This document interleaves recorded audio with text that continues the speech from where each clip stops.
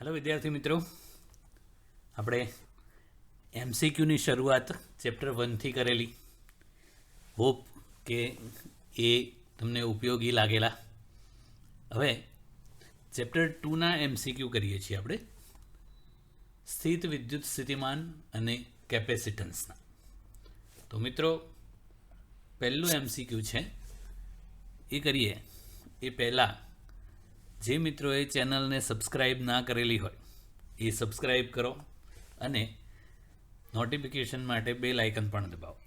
Okay, તો આપણો first MCQ છે, સદિશ E = E0 કેરેટ I જેટલા સમાન વિદ્યુત ક્ષેત્રમાં, એટલે કે આટલું વિદ્યુત ક્ષેત્ર એક્સ દિશામાં છે. વિદ્યુત ક્ષેત્ર માટે જો x = 0 પાસે વિદ્યુત સ્થિતિમાન 0 હોય તો x = +x પાસે વિદ્યુત સ્થિતિમાન ખાલી જગ્યા હશે. તો પહેલાં આપણે વિદ્યુત સ્થિતિમાનના તફાવતની વ્યાખ્યાનો ઉપયોગ કરીએ. કોઈપણ બે બિંદુ વચ્ચેનો વિદ્યુત સ્થિતિમાનનો તફાવત એટલે વિદ્યુત ક્ષેત્રનું એ માર્ગ પરનું સંકલનનું ઋણ મૂલ્ય છે.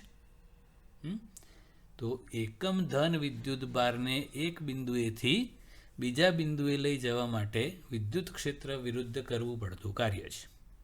તો પહેલાં આ વ્યાખ્યા પરથી આપણે ગણતરી કરીએ, પછી બીજું એક શોર્ટકટ કરીએ છીએ.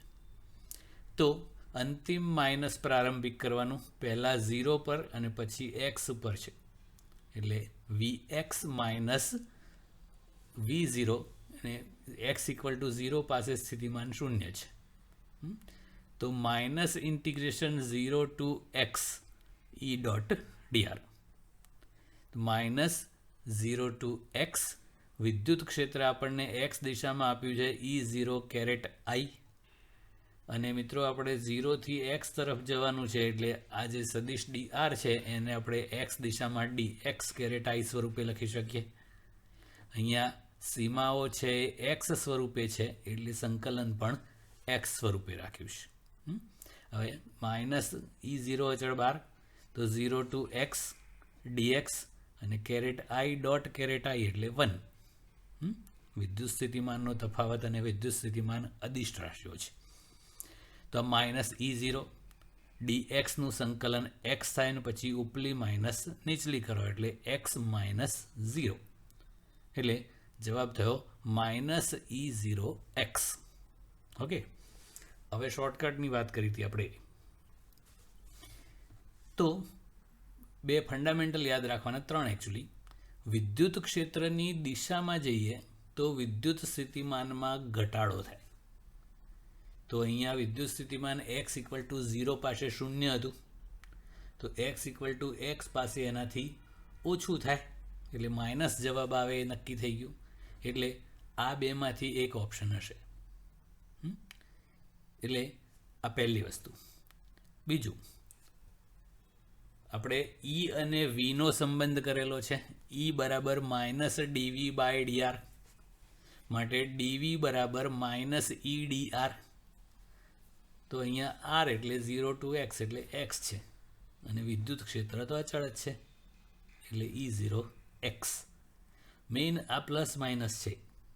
વિદ્યુત ક્ષેત્રની દિશામાં જાઓ તો વિદ્યુત સ્થિતિમાન ઘટે, વિદ્યુત ક્ષેત્રની વિરુદ્ધ દિશામાં જાઓ તો વિદ્યુત સ્થિતિમાન વધે, અને વિદ્યુત ક્ષેત્રને લંબ જાઓ તો વિદ્યુત સ્થિતિમાનમાં કોઈ ફેરફાર ના થાય, કારણ કે એ વિદ્યુત ક્ષેત્રને લંબ આવેલા તમામ બિંદુઓ છે એ સમસ્થિતિમાન પૃષ્ઠ પર હોય, અને સમસ્થિતિમાન પૃષ્ઠ પર હોય એટલે દરેક બિંદુનું સ્થિતિમાન એક સરખું જ હોય.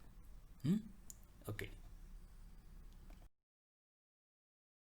સેકન્ડ એમસીક્યુ છે, એક બિંદુવત વિદ્યુત ભાર Qના વિદ્યુત ક્ષેત્રમાં Qને કેન્દ્ર તરીકે લઈને દોરેલા R ત્રિજ્યાના વર્તુળના પરિઘ પર વિદ્યુત ક્ષેત્રનું રેખા સંકલન ખાલી જગ્યા હોય છે. તો મિત્રો, કેન્દ્ર ઉપર વિદ્યુત ભાર Q હોય અને Qને કેન્દ્ર તરીકે લઈને કોઈ વર્તુળ દોરીએ તો એ વર્તુળ ઉપર દરેક બિંદુ આગળ વિદ્યુત ક્ષેત્ર KQ/R જેટલું એક સમાન જ હોય. તો એ જે વર્તુળ છે એ સમસ્થિતિમાન પૃષ્ઠ પર હોય, તો વિદ્યુત ક્ષેત્રના રેખા સંકલનનું ઋણ મૂલ્ય એટલે જ વિદ્યુત સ્થિતિમાનનો તફાવત. તો દરેક બિંદુ આગળ સ્થિતિમાન એક સમાન હોય તો વિદ્યુત સ્થિતિમાનનો તફાવત શૂન્ય હોય. બીજી રીતે કહેવું હોય તો ઇન્ટિગ્રેશન E.dr કરો તો એ બંધ માર્ગ હોય તો ઇન્ટિગ્રેશન સદિશ dr બંધ માર્ગ પર 0 હોય એટલે બધું 0 થઈ જાય એટલે સંકલન 0. ઓકે, નેક્સ્ટ 10⁻⁸ કુલમ વિદ્યુત ભાર ધરાવતો 1 ગ્રામ દળનો એક નાનો ગોળો એક વિદ્યુત ક્ષેત્રમાં 600 વોલ્ટના સ્થિતિમાન ધરાવતા બિંદુ A થી શૂન્ય સ્થિતિમાન ધરાવતા B બિંદુ સુધી ગતિ કરે છે તો તેની ગતિ ઉર્જામાં થતો ફેરફાર કેટલો હશે? તો મિત્રો આપણે એની બે રીતો કરીએ. એક ઓફિશિયલ રીત તો પહેલાં યાંત્રિક ઉર્જા સંરક્ષણના નિયમ પરથી કરીએ. યાંત્રિક ઉર્જા સંરક્ષણના નિયમ પરથી મતલબ કે કોઈ પણ બિંદુ આગળ ગતિ ઉર્જા અને સ્થિતિ ઉર્જાનો સરવાળો હંમેશા અચળ રહે. તો એ બિંદુ આગળ ગતિ ઉર્જા એટલે 12mva² પ્લસ સ્થિતિ ઉર્જા એટલે QVA થાય. VA એટલે એ પરનું સ્થિતિમાન છે ઇક્વલ ટુ બી પરની યાંત્રિક ઉર્જા એટલે બી આગળ ગતિ ઉર્જા 12mvb² પ્લસ બી આગળની સ્થિતિ ઉર્જા QVB. હવે આપણે ગતિ ઉર્જાનો ફેરફાર કરવો છે એટલે અંતિમ માઇનસ પ્રારંભિક કરવાનું. તો આ 12mva² ને આ બાજુ લાવી દો અને 12m કોમન તો vb² માઇનસ va². આને સામે લઈ જાઓ q common va minus vb. Okay, તો q આપણને આપ્યો છે 10⁻⁸ કુલમ. એ બિંદુ આગળ સ્થિતિમાન 600 વોલ્ટ અને બી પરનું સ્થિતિમાન 0 છે. તો આ 2 મીંડા ઉપર ચડાવી દો એટલે 6 × 10⁻⁶ જૂલ. હવે આ જવાબ ઓકે છે કે નહીં, કે આમાં કંઈક બધે પ્લસ માઇનસ છે તો જૂલમાં જવાબ છે એટલે આ બેમાંથી એક જવાબ સાચો હોય. બીજું કે વિદ્યુત ભાર છે એ ઊંચા સ્થિતિમાનથી નીચા સ્થિતિમાન તરફ જાય છે. તો એ ઊંચાથી નીચા સ્થિતિમાન તરફ જાય તો સ્પીડ પકડે એટલે એના વેગમાં વધારો થાય એટલે એની ગતિ ઉર્જામાં પણ વધારો થાય એટલે ધન જવાબ આવે. અને જો નીચાથી ઊંચા સ્થિતિમાન તરફ જતો હોત તો માઇનસમાં થત. ઓકે, હવે બીજી રીત કરીએ તો આપણે વિદ્યુત સ્થિતિમાન વડે થતું કાર્ય કરતા હતા W બરાબર VQ. તો અહીંયા Q 10⁻⁸ છે અને વિદ્યુત સ્થિતિમાનનો તફાવત 600 - 0 એટલે 600 છે એટલે સીધો જવાબ 6 × 10⁻⁶ જૂલ. ઓકે, આમાં ખાસ ધ્યાન શું રાખવાનું છે કે સ્થિતિ ઉર્જા ઘટતી હોય તો ગતિ ઉર્જા વધતી હોય. જો અહીંયા સ્થિતિ ઉર્જા છે એ અહીંયા VQ કરો અને અહીંયા 0 થઈ જશે બી આગળ તો સ્થિતિ ઉર્જામાં ઘટાડો થયો માટે ગતિ ઉર્જામાં વધારો થાય. અને જો 0 સ્થિતિમાનથી 600 વોલ્ટ લઈ જતા હોત તો સ્થિતિ ઉર્જા વધતી હોય તો ગતિ ઉર્જા ઘટતી હોય. ઓકે, તો માઇનસમાં આવત. તો આ ફંડામેન્ટલ યાદ રાખવાનું છે. એક સરસ MCQ છે, ધ્યાન રાખજો. આકૃતિમાં દર્શાવેલ દરેક પ્લેટનું ક્ષેત્રફળ A છે. પાસેની પ્લેટો વચ્ચેનું અંતર એટલે આ D છે. તો સ્મોલ a અને સ્મોલ b બિંદુઓ વચ્ચે કેપેસિટન્સ કેટલું હશે આ બે વચ્ચે? તો સૌથી પહેલાં તો આને આપણે રેગ્યુલર કેપેસિટર પરિપથ તરીકે રજૂ કરવું છે. તો એના માટે આપણે આ જે પ્લેટ્સ છે એને નંબર આપી દીધા 1 2 3 4. હવે રૂટ બનાવવાના છે એ બિંદુથી શરૂ કરીને બી સુધી. તો આ એ પર થઈને 1 પર થઈને 2 પર થઈને બી પર, એ પર થઈને 1 પર થઈને 2 પર થઈને બી પર. તો આ રીતે પ્લેટ 1 2 વાળું એક કેપેસિટર બન્યું, C1 કહી દઈએ આપણે એને. બીજો રૂટ લઈએ એ પર થઈને 4 પર થઈને 3 પર થઈને બી પર, એ બીજો રૂટ છે એટલે બીજો રૂટનો મતલબ ફાંટો પડ્યો એટલે સમાંતર. 4 પર થઈને 3 પર થઈને બી પર. તો આ દરેકનું કેપેસિટરનું ક્ષેત્રફળ પ્લેટનું એ છે, અંતર ડી છે, એટલે capacitance epsilon 0 A by D સરખું જ હોય. તો આ બંને સી કેપેસિટન્સવાળા છે અને સમાંતરમાં છે એટલે સી પ્લસ સી 2C થાય, એટલે કે 2 times epsilon 0 A by D એ આનું સમતુલ્ય કેપેસિટન્સ છે. ઓકે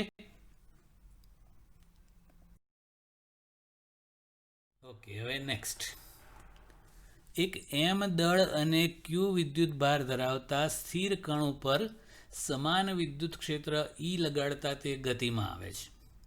તો આ કણ જ્યારે બળની દિશામાં વાય અંતર કાપે ત્યારે એની ગતિ ઉર્જા કેટલી હશે? તો કણ સ્થિર છે, વિદ્યુત ક્ષેત્ર લગાડીએ એટલે વિદ્યુત ક્ષેત્રની દિશામાં બળ લાગે એટલે એ પ્રવેગિત થાય, એટલે એના વેગમાં વધારો થાય, એટલે એની ગતિ ઉર્જામાં પણ વધારો થાય. તો એ ગતિ ઉર્જામાં થતો વધારો કરવો હોય તો ક્યુ ડેલ્ટા વી પ્રમાણે અહીંયા Q into integration 0 to Y E dot DR. સ્થિતિ ઉર્જા હોય તો માઇનસમાં હોય, ગતિ ઉર્જામાં વધારો થાય છે એટલે પ્લસ લીધેલું છે. તો આ ઈ ડોટ ડીઆર એટલે વાય દિશામાં અંતર કાપે છે ને વાય જેટલું, એટલે એને વાય કેરેટ જે કહેવાય. અને આપણે અહીંયા ખાલી મૂલ્ય સ્વરૂપે કરીએ તો Q integration 0 to Y E D Y.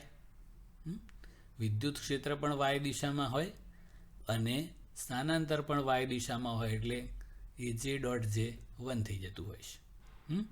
તો આ સમાન વિદ્યુત ક્ષેત્ર એટલે અચળ છે એટલે 12. ઇન્ટિગ્રેશન ડી વાય એટલે વાય ઉપલી માઇનસ નીચલી કરો એટલે વાય એટલે ક્યુ ઈ વાય. હવે બીજો એક શોર્ટકટ છે એનો, કે કાર્ય ઉર્જા પ્રમેય આપણે વાપરીએ તો W બરાબર ડેલ્ટા કે, અને અંતિમ ગતિ ઉર્જા માઇનસ પ્રારંભિક ગતિ ઉર્જા. પ્રારંભમાં કણ સ્થિર છે એટલે પ્રારંભિક ગતિ ઉર્જા 0. તો કાર્ય બરાબર બળ ગુણ્યા સ્થાનાંતર. તો વિદ્યુત ક્ષેત્ર ઈ હોય તો ક્યુ વિદ્યુત ભાર પર લાગતું બળ QE અને સ્થાનાંતર વાય એટલે QE વાય. આટલી ગતિ ઉર્જામાં વધારો થાય અથવા એટલી ગતિ ઉર્જા પ્રાપ્ત થાય, કારણ કે પહેલાં સ્થિર હતું. ઓકે નેક્સ્ટ, એક સમાંતર પ્લેટ કેપેસિટરને વિદ્યુત ભારિત કરીને અલગ કરેલ છે. અલગ કરેલ મીન્સ કે બેટરીથી એને છૂટું પાડી દીધું છે. હવે એમાં એક ડાયઇલેક્ટ્રિક સ્લેબ દાખલ કરવામાં આવે છે. તો નીચેનામાંથી કઈ રાશિ અચળ રહેશે? તો મિત્રો ખાસ યાદ રાખવાનું, એને બેટરીથી છૂટું કરી દેવામાં આવે છે અથવા અલગ કરેલ છે આવું હોય તો કમ્પલસરી વિદ્યુત ભાર અચળ જ રહે, કારણ કે હવે નવેસરથી કોઈ ચાર્જ કે ડિસ્ચાર્જ ન થાય. ડાયઇલેક્ટ્રિક પદાર્થ દાખલ કરીએ તો વિદ્યુત સ્થિતિમાનનો તફાવત પહેલાં V હોય તો પછી V/K થઈ જાય. અંદરનું વિદ્યુત ક્ષેત્રમાં કેમાં ભાગનું થાય. સ્થિતિ ઉર્જા એની જે ટોટલ હોય, આજે હાફ CV² કહેતા હતા ને, એ પણ કેમાં ભાગની થઈ જાય. કેપેસિટન્સ હોય કે ઘણું થઈ જાય, પણ વિદ્યુત ભારમાં કોઈ ફરક ના પડે, કારણ કે બેટરી દૂર કરી દો એટલે હવે બેટરીથી જે કેપેસિટર ચાર્જ થતું હોય એવો કોઈ વિદ્યુત ભાર હવે કેપેસિટરને મળે નહીં.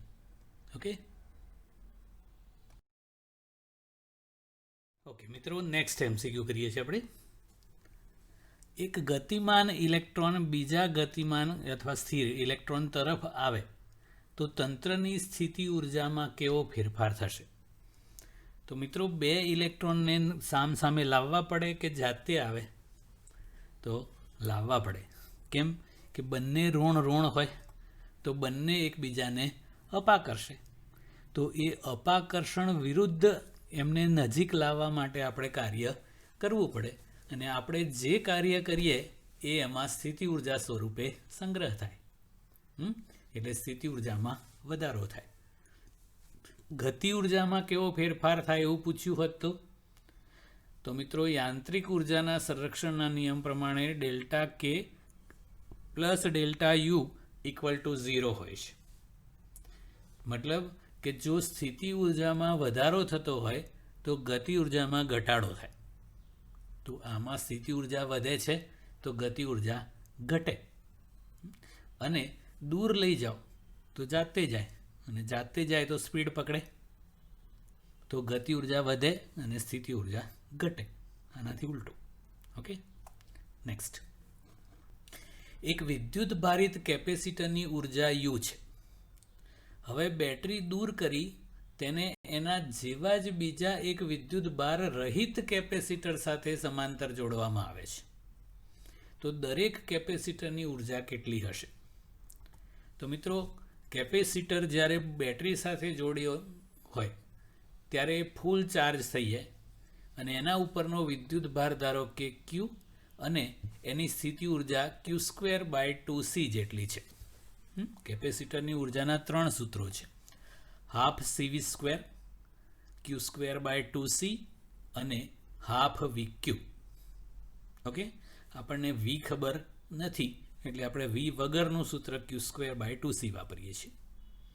તો હવે આને બેટરીથી જ છૂટું કરી દીધું એટલે ફૂલ ચાર્જ તો છે જ.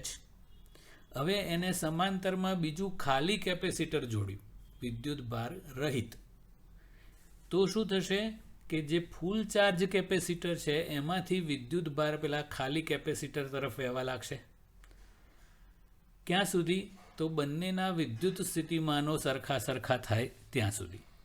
અહીંયા બંને સેમ સાઇઝના કેપેસિટર છે ને એના જેવું જ છે બીજું, એટલે અડધું વિદ્યુત ભાર વહેંચાય ત્યાં સુધી આ વહેંચણી ચાલુ રહે. તો હવે દરેક પરનો વિદ્યુત ભાર Q/2 થઈ જાય. તો કોઈ પણ એક કેપેસિટરની સ્થિતિ ઉર્જા હવે ગણીએ તો હાફ નવો વિદ્યુત ભાર હવે અડધો થઈને Q/2 થઈ ગયો એનો હોલ સ્ક્વેર અપોન કેપેસિટન્સ તો દરેકનું CC છે જ. તો આ Q²/4 થાય. તો આ Q²/4 અને આ 2C નું 2C.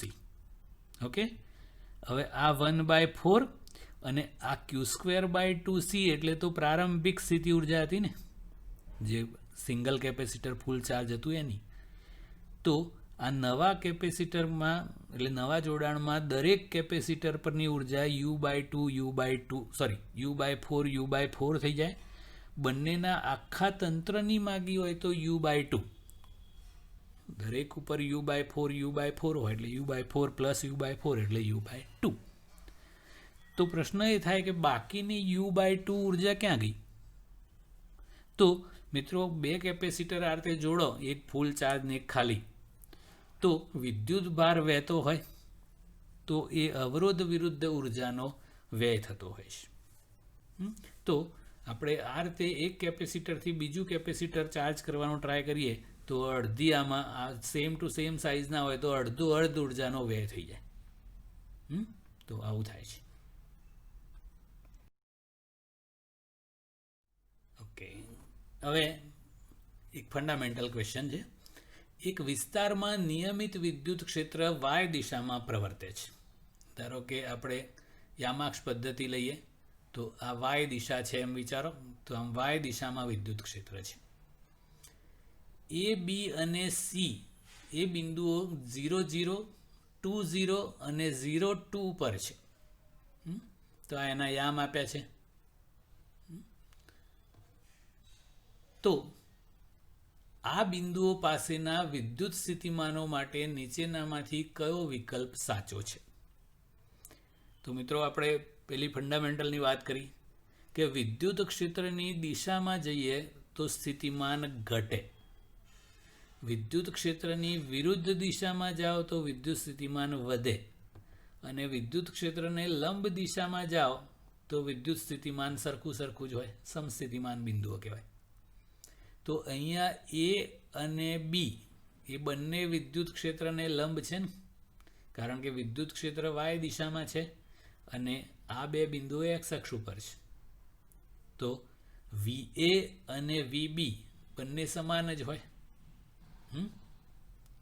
બીજું આ જે સી બિંદુ છે એ વિદ્યુત ક્ષેત્રની દિશામાં છે, તો અહીંયા એ અને બી પર જે સ્થિતિમાન હોય એના કરતાં સી પરનું સ્થિતિમાન ઓછું હોય. તો VA અને VB સમાન છે અને VA અને VB કરતાં VC ઓછું હોય, કારણ કે વિદ્યુત ક્ષેત્રની દિશામાં છે. ઓકે, તો આ યાદ રાખવાનું છે. જો કોઈ બિંદુ અહીંયા આપ્યું હોત તો એનું સ્થિતિમાન સૌથી વધારે હોત. આમ જાઓ એમ ઘટતું જાય, આમ જાઓ તો અચળ રહે. ઓકે, હવે નેક્સ્ટ, 4 સેન્ટીમીટર વ્યાસ ધરાવતી વર્તુળાકાર પ્લેટમાંથી બનાવેલા સમાંતર પ્લેટ કેપેસિટરનું કેપેસિટન્સ 200 સેન્ટીમીટર વ્યાસના પોલા ગોળાના અથવા ગોળાના કેપેસિટન્સ જેટલું છે. તો બે પ્લેટ વચ્ચેનું અંતર શોધો. તો મિત્રો અહીંયા બે પ્રકારના કેપેસિટન્સ છે, એક સમાંતર પ્લેટ અને બીજું ગોળો. આપણને ખબર છે કે સમાંતર પ્લેટ કેપેસિટન્સનું સૂત્ર છે ε0A/d અને ગોળાના કેપેસિટન્સનું સૂત્ર છે 4πε0r. હવે તો ε0 નું ε0, અહીંયા વર્તુળાકાર પ્લેટનો વ્યાસ આપ્યો છે, તો ત્રિજ્યા સ્વરૂપે આપણે લખીએ તો ક્ષેત્રફળ πr² થાય અપોન d. બે પ્લેટ વચ્ચેનું અંતર આપણે શોધવાનું છે. અને આ એઝ ઇટ ઇઝ ε0 અને પાઈ ઉડી જાય, તો અહીંયા રહેશે r²/d = 4 × કેપિટલ R. એ કેપિટલ R છે એ ગોળાના ત્રિજ્યાનું મૂલ્ય છે. આપણે બે પ્લેટ વચ્ચેનું અંતર સ્મોલ d શોધવું છે, તો સ્મોલ d ને કરતા બનાવી દો, તો સ્મોલ r²/4r. તો સ્મોલ r², આ વ્યાસ છે એટલે અડધી ત્રિજ્યા 2 સેન્ટીમીટર એટલે 2 × 10⁻²² અપોન 4 × કેપિટલ R એટલે ગોળાની ત્રિજ્યા. ગોળાનો વ્યાસ 200 સેન્ટીમીટર એટલે ત્રિજ્યા 100 સેન્ટીમીટર એટલે 100 × 10⁻² મીટર. સાદું રૂપ આપો એટલે 1 × 10⁻⁴ મીટર એ બે પ્લેટ વચ્ચેનું અંતર. ઓકે,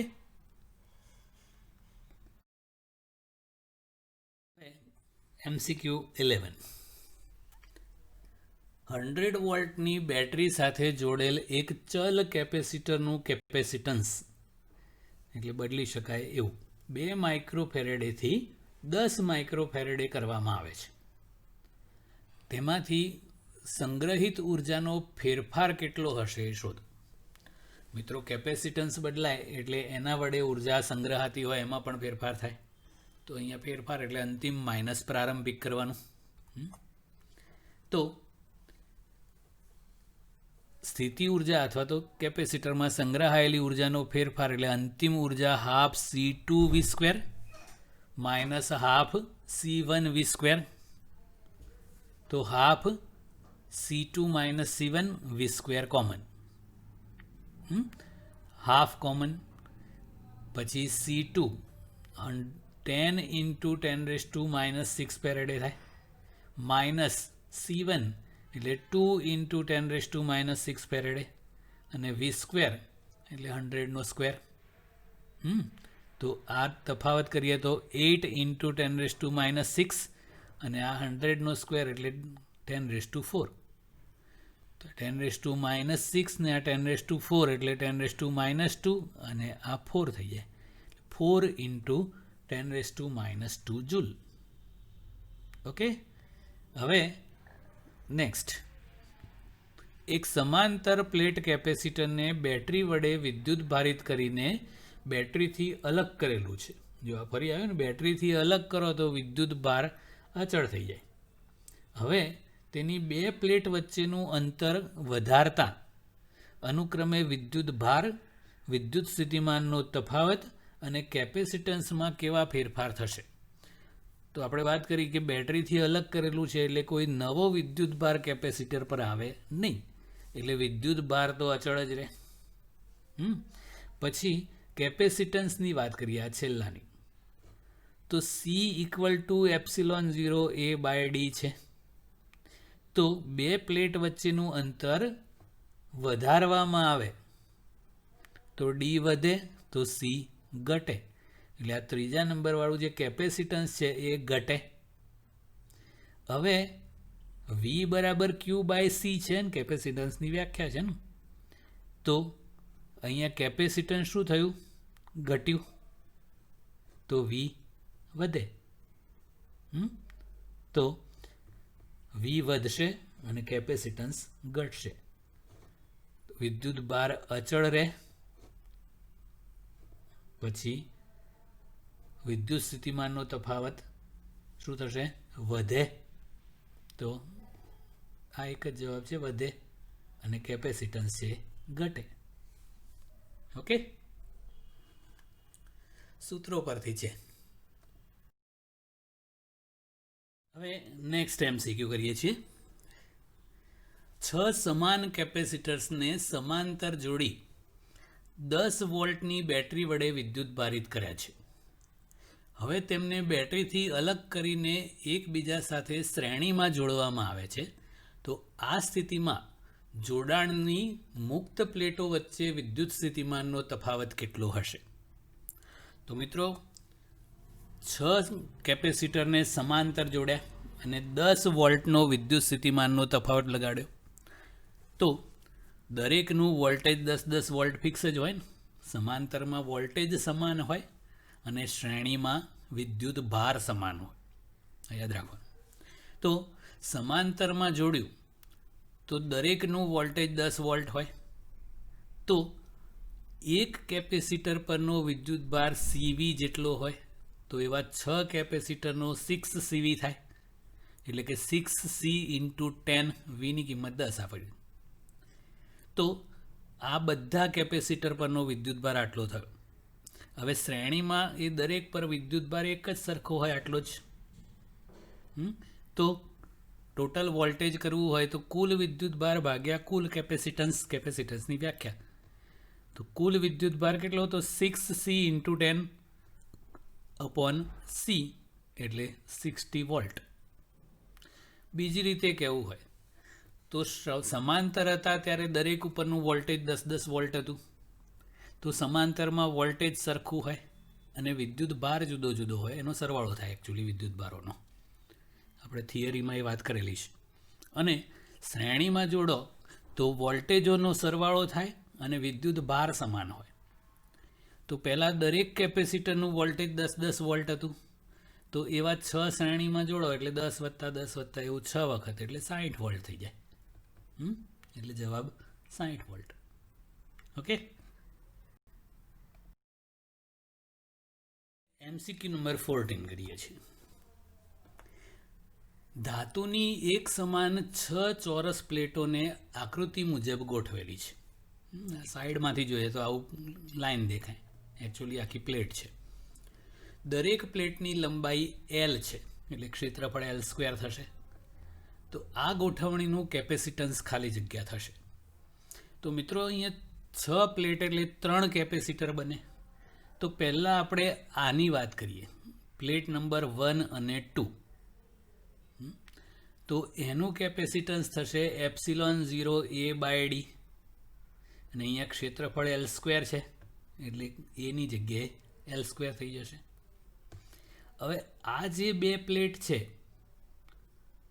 એ આમ સમાંતર રાખી હોય સામસામે, તો વચ્ચે કોઈ કદ ઘેરાય નહીં.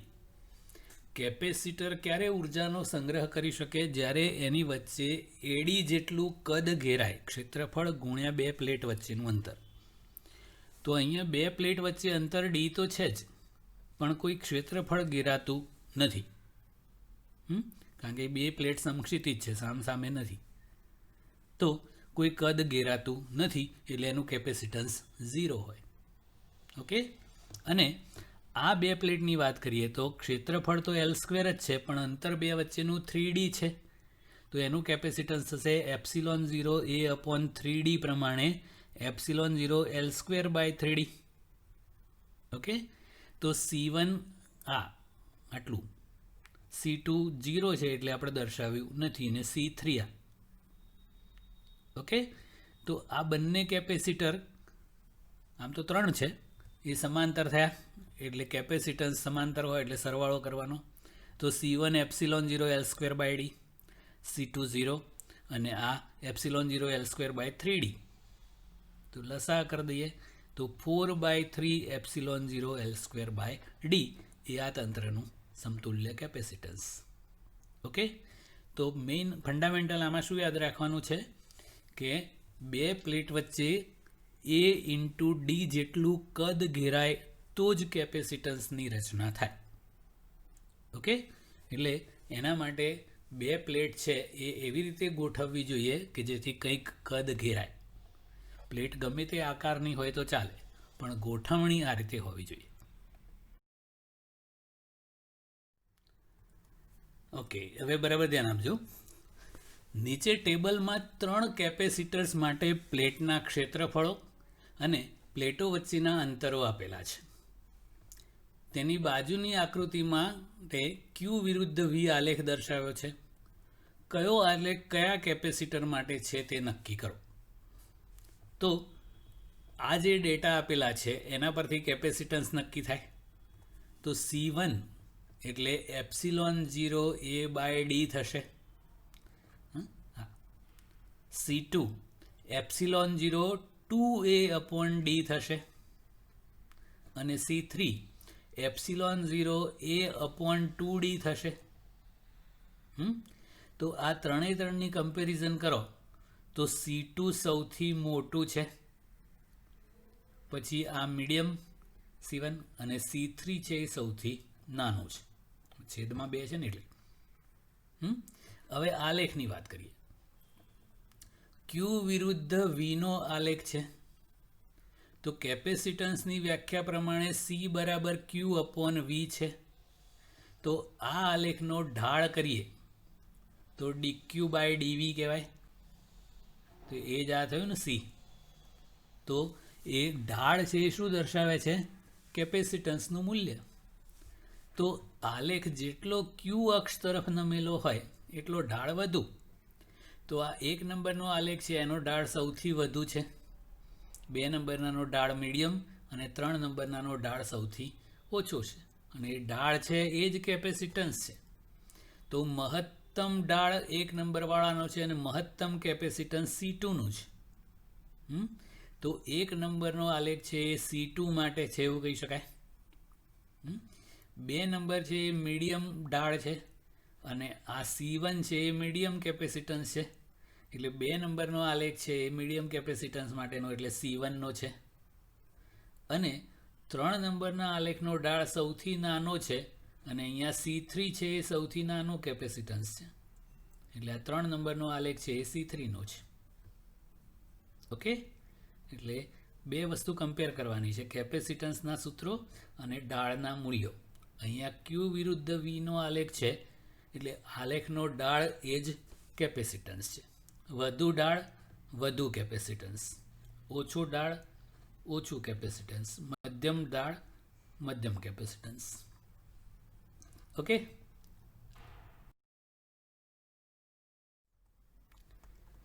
હવે x દિશામાં પ્રવર્તતા એક વિદ્યુત ક્ષેત્ર માટે V વિરુદ્ધ x આલેખ આકૃતિમાં દર્શાવેલ છે.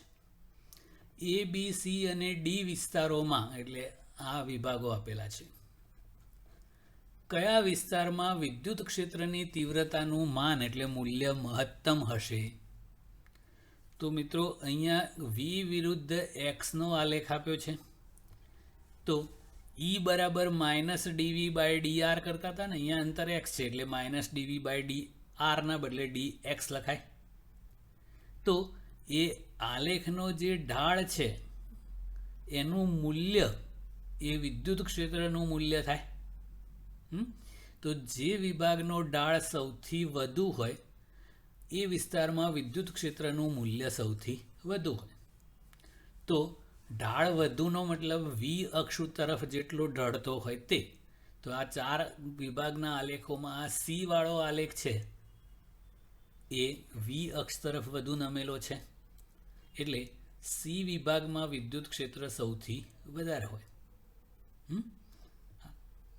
અને એવું પૂછ્યું હોય કે કયા વિસ્તારમાં વિદ્યુત ક્ષેત્ર શૂન્ય હશે? તો એ આલેખનો ઢાળ શૂન્ય હોય તે. અને આલેખનો ડાળ શૂન્ય મતલબ આલેખ સમક્ષિતિજ હોય, એટલે આ. તો સમક્ષિતિજ આલેખનો મતલબ ડાળ 0, એટલે વિદ્યુત ક્ષેત્ર અહીંયા 0 થાય. તો એ વિભાગમાં વિદ્યુત ક્ષેત્ર 0 હોય અને સી વિભાગનું વિદ્યુત ક્ષેત્ર સૌથી મહત્તમ હોય. ઓકે. બીજી એક વસ્તુ કહેવાનું, આપણે ટેક્સ્ટબુકમાં ઈનું સૂત્ર તારવ્યું છે, આપણે ઈનો અને વીનો સંબંધ, એમાં ઈ બરાબર +dv/dr લખેલું છે. વાસ્તવમાં જેમ અંતર વધતું જાય એટલે વિદ્યુત ક્ષેત્રની દિશામાં જઈએ એમ સ્થિતિમાન ઘટતું જાય એટલે માઇનસ નિશાની સહિત આ વિદ્યુત ક્ષેત્રનું સૂત્ર લખવામાં આવે છે. હવે એની અંદર આપણે જે ઉદાહરણ કર્યું છે એમાં આપણે વિદ્યુત ક્ષેત્રની વિરુદ્ધ જઈને ગણતરી કરેલી છે, પેલા સમસ્થિતિમાન પૃષ્ઠમાં કરેલું છે ને એ. તો આ ઓરિજિનલ સૂત્ર આ રીતે જ લેવાનું, માઇનસ નિશાની સહિત જ. ઓકે, તો આ ધ્યાન રાખવાનું છે દરેકે.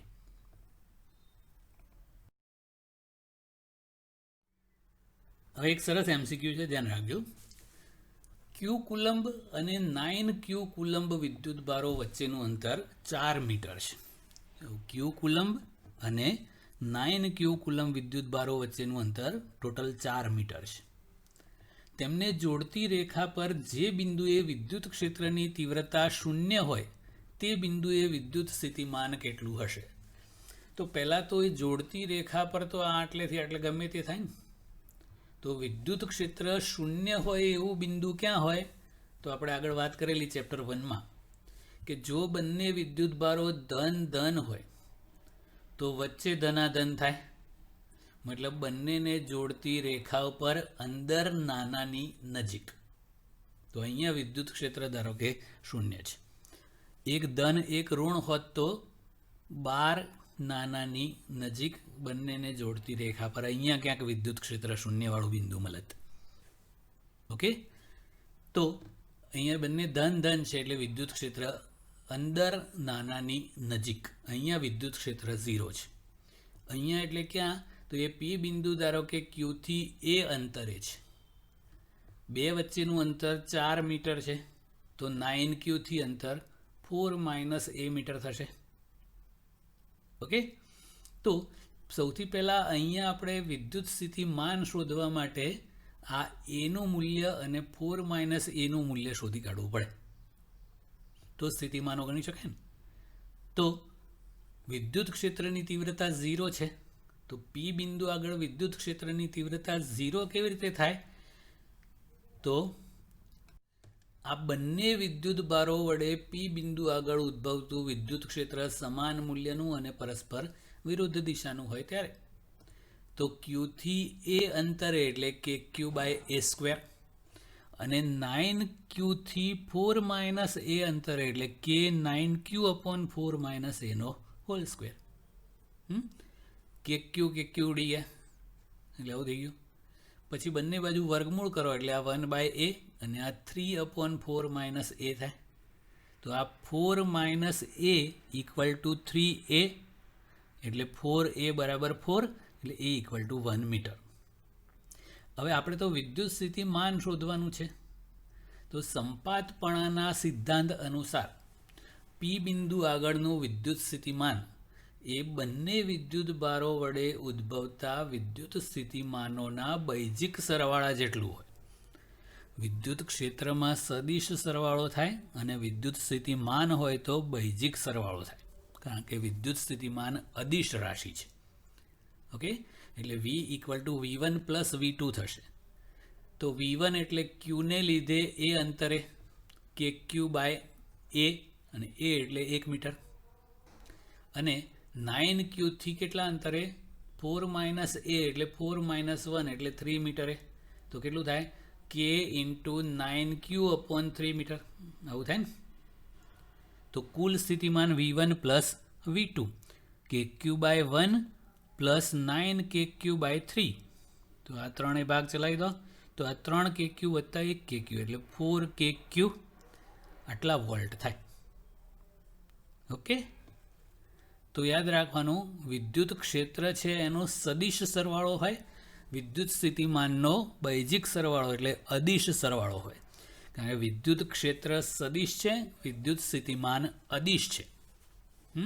બે ધન વિદ્યુત ભારો હોય તો વિદ્યુત ક્ષેત્ર શૂન્ય ક્યાં હોય? તો બંનેને જોડતી રેખા પર અંદર નાનાની નજીક. ધન ઋણ હોય તો બહાર નાનાની નજીક.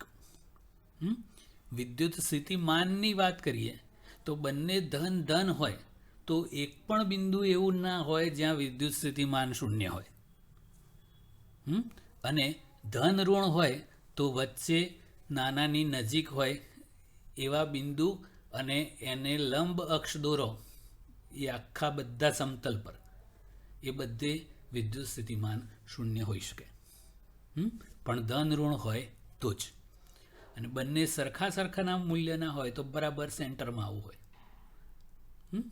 આવું છે.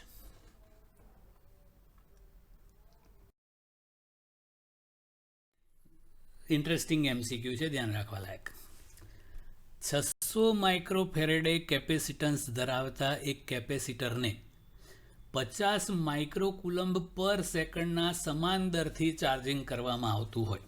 એટલે 1 સેકન્ડમાં 50 માઇક્રોકુલમ્બ વિદ્યુતભાર આપવામાં આવતો હોય તો તેનું સ્થિતિમાન 10 વોલ્ટ વધારવા કેટલો સમય લાગશે? તો ધારો કે dq જેટલો વિદ્યુતભાર કેપેસિટર પર જમા કરવો હોય તો dt જેટલો સમય લાગે છે. તો q વિદ્યુતભાર જમા કરવા કેટલો સમય લાગે? તો q dt અપોન dq એવું થાય ને.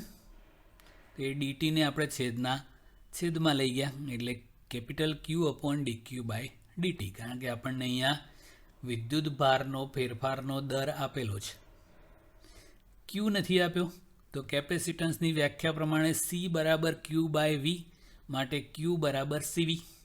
ક્યું CV? ખ્યાલ આવી ગયો ને? તો CV upon dq by dt. C capacitance આપ્યું છે 600 ગુણ્યા 10⁻⁶. V 10 volt. dq by dt 50 micro એટલે 10⁻⁶ કુલમ્બ પર સેકન્ડ થાય. તો ઉપરનો કુલમ ને નીચેનો કુલમ ઉડી જાય એટલે સેકન્ડ જવાબ રહે. તો 120 સેકન્ડનો સમય લાગે. ઓકે.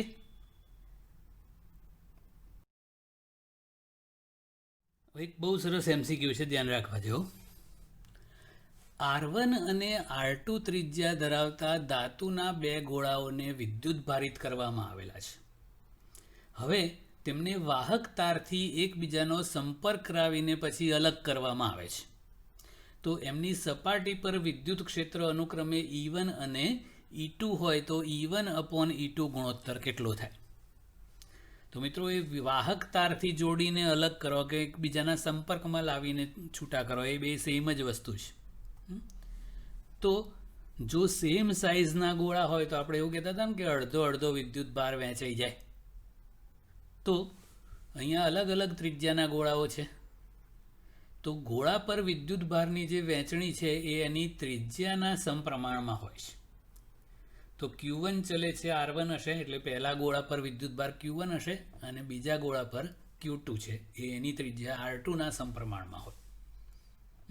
તો ગુણોત્તર સ્વરૂપે લખો તો Q1 upon Q2 equal to R1 upon R2 થાય. હવે આ તો માહિતી છે, યાદ રાખવી પડે એવું. બીજી રીતે કહેવું હોય તો બંનેને સંપર્કમાં લાવીને છૂટા પાડો તો બંનેના વિદ્યુત સ્થિતિમાન સરખા સરખા થઈ જાય. એટલે V1 બરાબર V2 થાય. એટલે કે KQ1 upon R1 equal to KQ2 upon R2 થાય. કે ઉડાડ દો અને એના પરથી લખવું હોય તો પણ આવું થઈ જાય. Q1 અપોન Q2 બરાબર R1 અપોન R2 એટલે Q ચલે 4. ઓકે. આપણને વિદ્યુત ક્ષેત્રોનો ગુણોત્તર માંગ્યો છે E1 અપોન E2. તો વિદ્યુત ક્ષેત્ર પહેલાનું KQ1 અપોન R1 સ્ક્વેર અને બીજાનું KQ2 ઉપર R2 સ્ક્વેર ઉપર જતું રહે. કે ઉડી ગયા તો Q1 upon Q2 into R2 square upon R1 square. પણ આના પરથી Q1 અપોન Q2 એટલે R1 અપોન R2 મૂકી દીધું. એક R1 ને એક R2 ઉડી ગયા એટલે R2 અપોન R1 એ ફાઇનલ આન્સર. બીજી રીતે કરીએ. E અને V નો સંબંધ મૂલ્યોનો આવો છે. E equal to V by R. હવે બંનેને સંપર્કમાં લાવીને છૂટા પાડ્યા એટલે બંનેનું વિદ્યુત સ્થિતિમાન સરખું છે, એટલે વી અચળ કહેવાય. તો ઈ ચલે છે 1/r. તો એના પરથી E1/E2 ઇક્વલ ટુ વ્યસ્ત છે એટલે R2/R1. સિમ્પલ. આ ડાયરેક્ટ જવાબ. ઓકે. પણ આ ક્યારે વપરાય આવું? જ્યારે બંનેનું વિદ્યુત સ્થિતિમાન સરખું હોય ત્યારે, એટલે સંપર્કમાં લાવીને છૂટા પાડ્યા હોય એટલે વિદ્યુત સ્થિતિમાન સરખું જ હોય. ઓકે મિત્રો, હવે એક મોટો MCQ છે, પણ આપણે બે અલગ અલગ રીત કરીએ છીએ. એક મેઇન એની લાંબી રીત છે અને એક ટૂંકી છે. એક કેપેસિટરની બે પ્લેટ વચ્ચેનું અંતર 5x છે.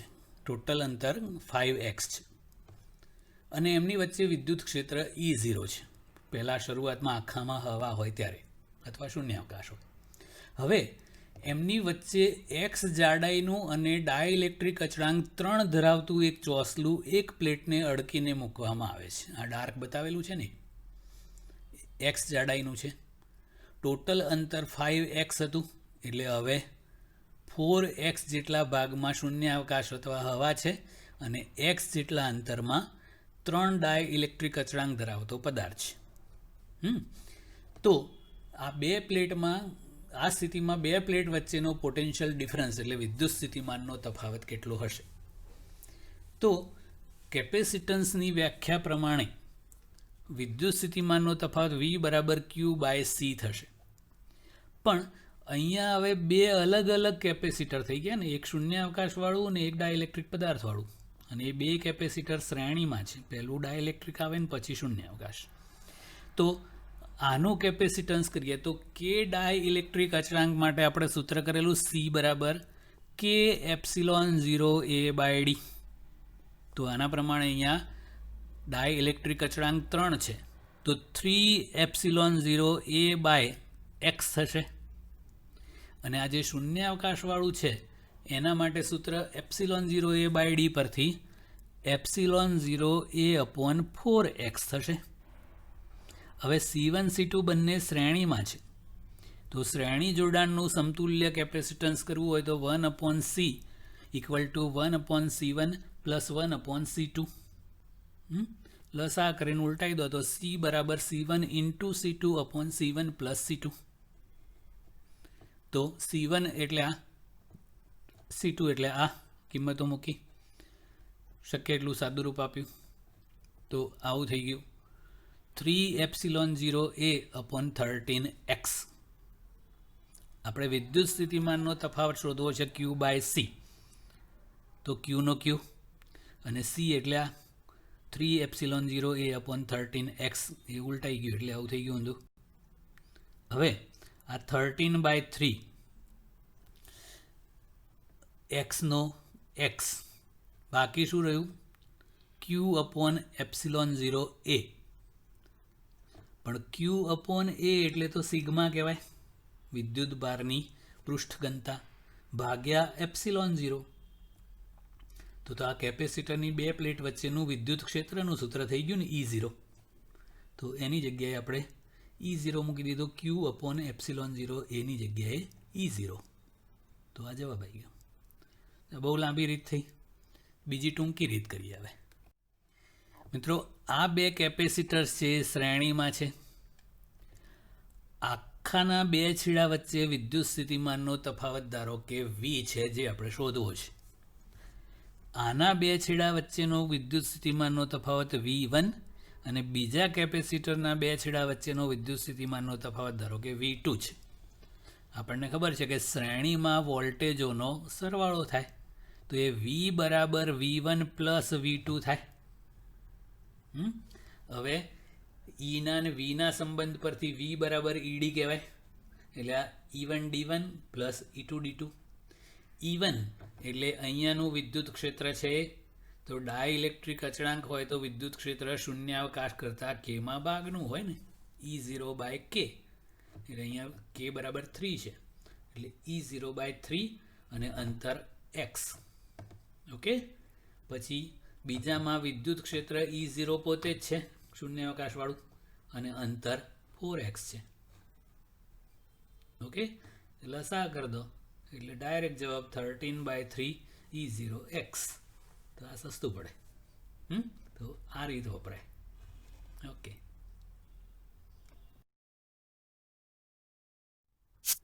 Okay, today's last.